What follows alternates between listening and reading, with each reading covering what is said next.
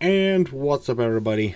I'm back with another video game review and continuing with my DS and 3DS backlog.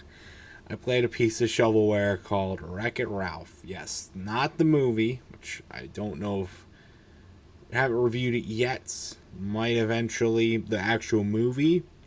But there was a video game made off the movie, which actually I think was released about the same day, if not a little earlier than the movie, which is a weird time to release a video game that's promoting a movie. I thought you want to make it afterwards, but I guess I don't know.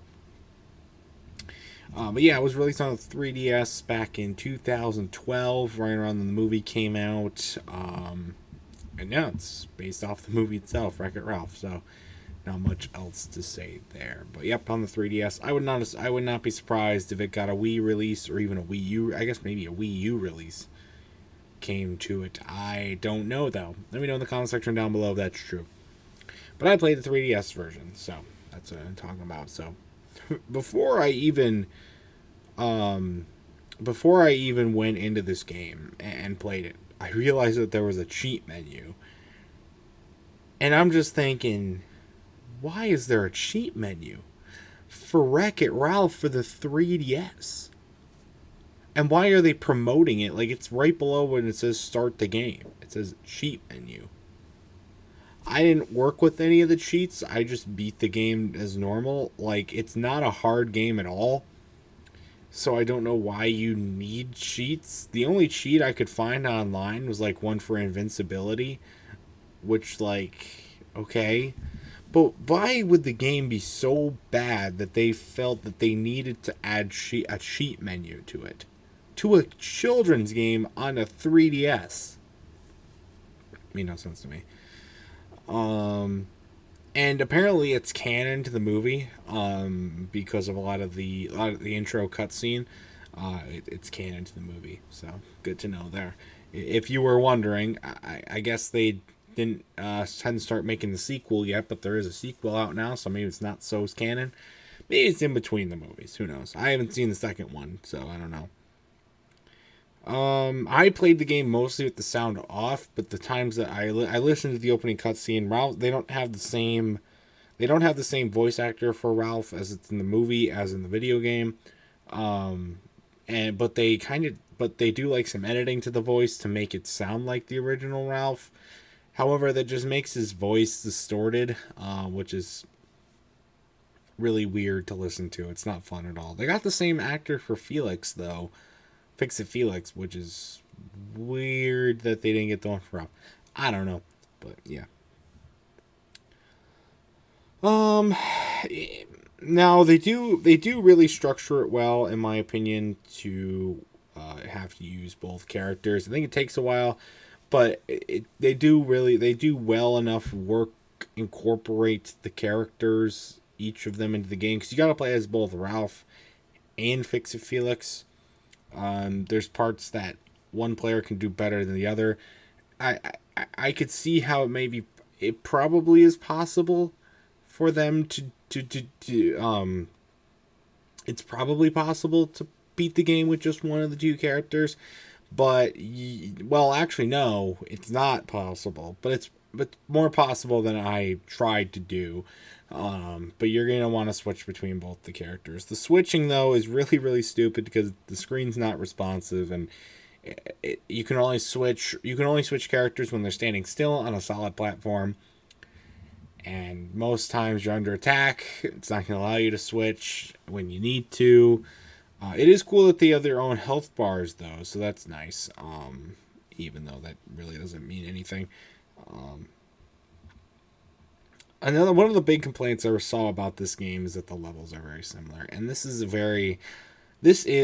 will say this is a very bare bones generic kind of game that we saw during the late Wii, early Wii U slash 3DS lifetime, where it was just a bunch of these generic side scrolling games with very similar levels, similar stuff, just coded differently to fit the movie or the IP that they're trying to work with. So I can see the complaint there.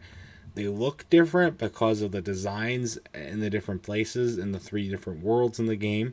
My favorite being the Sugar Rush world, which is the final one because it's candy and a lot more colorful and that kind of stuff. Doesn't make it any easier than the rest of them or any like more unique playability wise, but you can at least enjoy the cool colors and the candy and whatnot.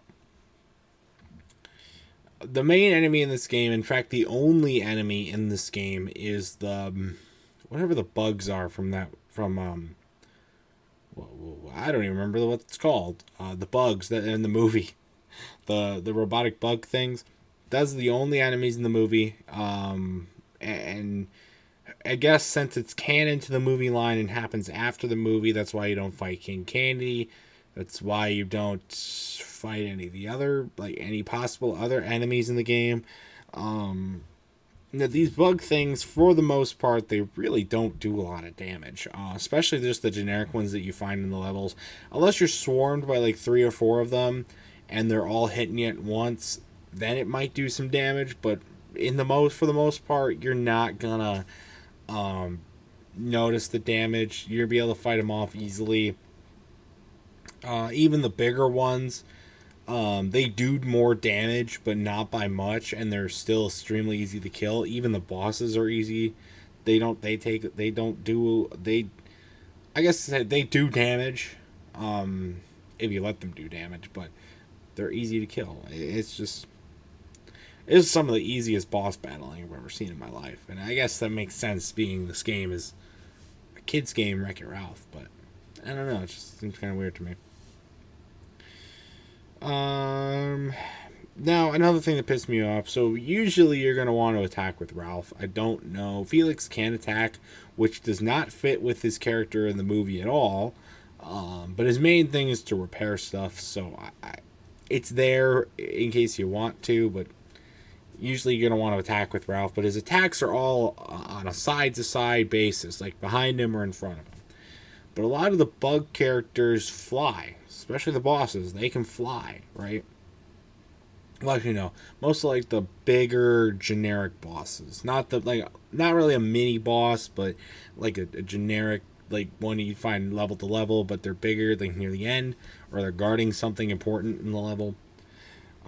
They will fly, but Ralph can't hit in the air, which is dumb. I think Felix can shoot in the air with his hammer, which is only supposed to fix stuff. There's a whole scene about that in the movie. And completely thrown out the window. But you just have to wait for them to land, or you can just really run past most of them, so it's not really that big a deal. But it's just kind of annoying in some cases that you can only do a side-to-side attack. One thing that mostly annoyed me about this game was the fact that you have to go through all the main levels in all the worlds. Now, there's not many of them, including the boss battles. There are 16 levels, 12 main levels, and then 4 boss battles, including the final boss. But you have to. But instead of going like World 1, which is the Wreck-It Ralph game or whatever, instead of doing those levels and then doing that boss, and then moving on to the next world, doing that levels, doing that boss, last world, do that level, that boss, then go to the final boss. No, you got to do all the main levels in one, all the main levels in the next, all the main levels last. Then you have to go back and do boss 1, boss 2, boss 3, then the final boss. And I'm just thinking, who approved that like structure of how to do the game? Because whoever did it's a freaking idiot. Why would you do that? Why would you structure it that way? It doesn't make any sense at all. And it's not like the bosses, again, they really don't do anything. They really don't give you any reward. They just allow you to move on in the game. That's really all. They don't give you any special items. They don't give you like any special badges or anything like that. I don't know. Why would you save them for the end? It just doesn't make any sense to me. And my final thoughts on this game, it had a lot of potential. It really did. There's definitely some elements here and there that really show that this game had potential to actually be something good and actually more enjoyable for both its target audience, which was children, and also maybe more adults. But they took the cheap route and just made a cheap cookie cutter side scrolling game with generic levels. They put it's very clear that there was very little actual effort put into this game compared to some of the other Nintendo games released in that time on the 3DS. And it sucks, it sucks that this game was just kind of given the old little push. Okay, there you go, you're done. Get out there, like a little slap on the back, and just you're out. Because it sucks. But what are you gonna do? My final score for Wreck-It Ralph for the 3DS, I'm gonna have to probably give it a. I'll give it a 5. That's what it is. It's mid. It's not a bad game. It's not hard. It's shorter, which is good. Um, but it's kind of wasted potential, and it's a little annoying on top of that. So, if you've ever played this game, though, let me know your thoughts about it in the comment section down below. If it's on something other than the 3DS, which I assume it is, let me know your thoughts on the console version in the comment section down below. And what game would you like me to play and review next? Also, comment down below what you'd say there.